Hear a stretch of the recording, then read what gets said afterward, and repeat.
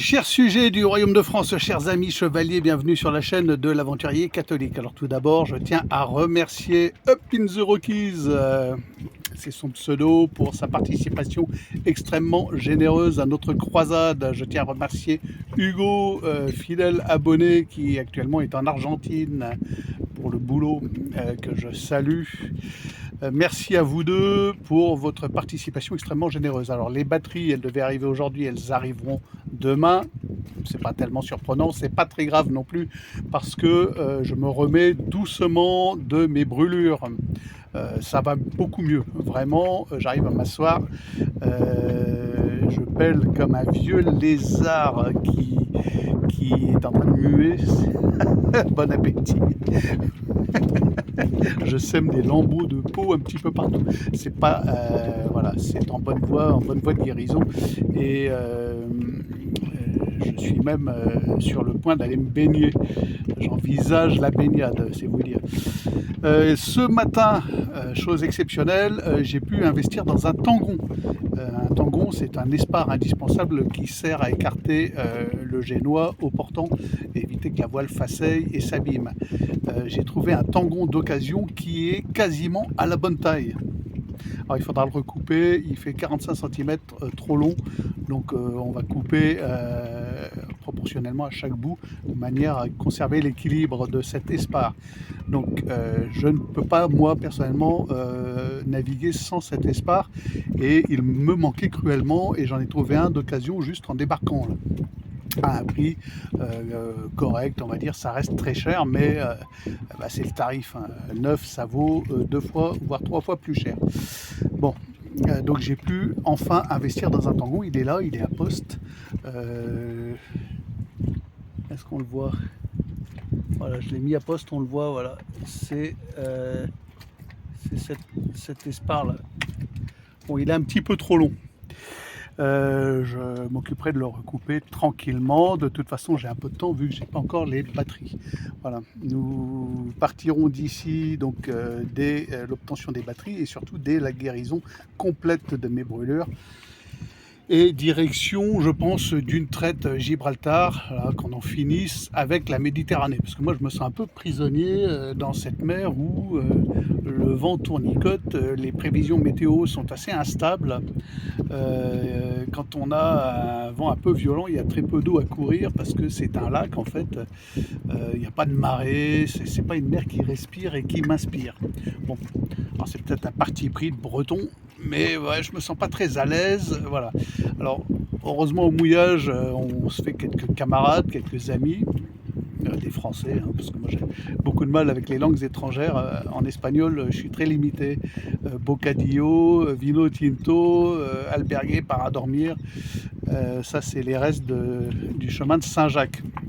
Mis à part ces quelques rares mots, voilà, genre, si je comprends les chiffres quand on me dit l'addition au supermarché, j'arrive à peu près à comprendre.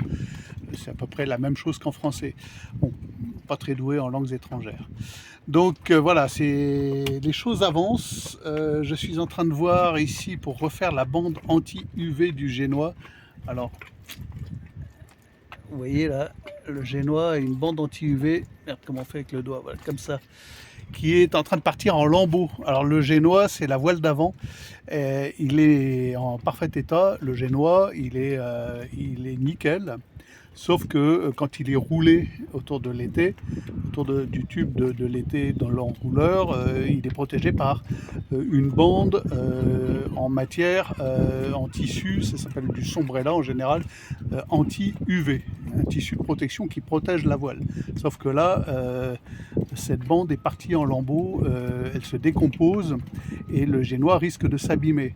Donc refaire la bande anti-UV, ça urge un petit peu et ça évitera d'avoir à changer le génois complètement à terme si je ne fais rien. Donc c'est peut-être un des travaux que je ferai ici, un des derniers travaux avant de quitter Torrevieja. Donc c'est en négociation pour le moment, ça dépendra du tarif.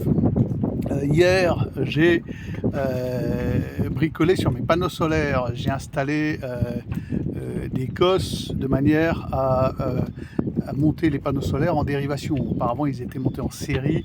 Je n'étais pas satisfait du rendement. Maintenant, ils sont en dérivation. Donc, je reçois le double d'ampérage, en principe. Voilà. Donc ça, les petites bricoles quotidiennes, le fait que ça aille beaucoup mieux, que j'envisage même la baignade ce soir, tout ceci pour vous donner des bonnes nouvelles. Nous repartons bientôt en croisade, les amis. Enfin, nous y sommes.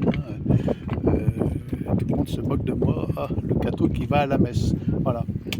Et ben, c'est comme ça. Je vais à la messe et j'en suis assez fier. D'ailleurs, j'y étais ce matin même. Voilà, avant d'aller chercher mon tangon à la messe de 10 h à l'église principale. Bon, on va prier, on fait ce qu'on peut. Voilà, et on consacre du temps au bon Dieu, les amis, dans ces temps extrêmement troublés et incertains. Et puis, ben, je profite, je prends l'avance pour les moments où je partirai en mer naviguer et où il me sera impossible de rentrer dans les églises. Voilà, pour ceux qui m'ont dit, mais Dieu est partout, tu n'as pas besoin de ça, etc. Il te suffit de... Bon, c'est peut-être valable pour vous, mais moi, j'ai besoin des églises. J'ai besoin d'un agenouilloir, j'ai besoin de la croix en face de moi, de la lumière du Saint-Sacrement et du tabernacle. J'ai besoin de ça, voilà. Ça m'aide, et ça m'aide beaucoup.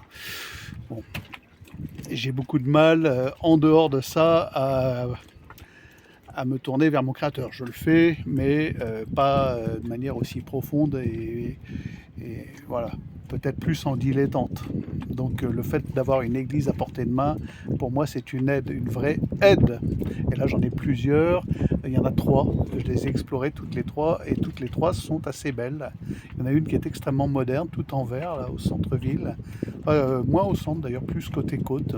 Il y a une place et elle est toute en verrerie et c'est assez chouette.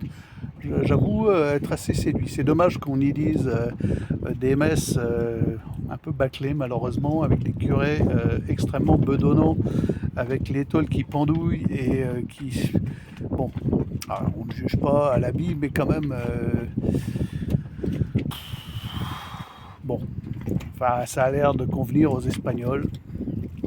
Enfin, âge moyen, 70 ans dans les églises. Hein. Et encore, ça, on serait plus proche des 75, voire même des 80.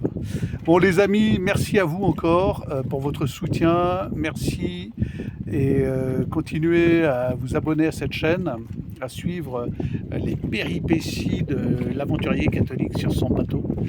Voilà, sachez qu'il m'en coûte quand même d'être loin de ma famille. C'est pas facile, que je prends sur moi au quotidien, que même si j'aime naviguer, même si j'aime entretenir un bateau, même si j'aime être sur la mer, eh ben, je paye de ma personne pour ne pas rentrer chez moi. C'est pas facile, pour ne pas me dire allez, tout le monde s'en fout de toute façon, je vais mettre le bateau au sec, là je passe 3 mois chez moi, puis je reviendrai chercher le bateau, je me mets sur un terre-plein là, puis je prends un flexibus et je rentre en Auvergne, passer quelques temps. Qui s'en fiche, qui ne s'en fiche pas? C'est la question que je me pose.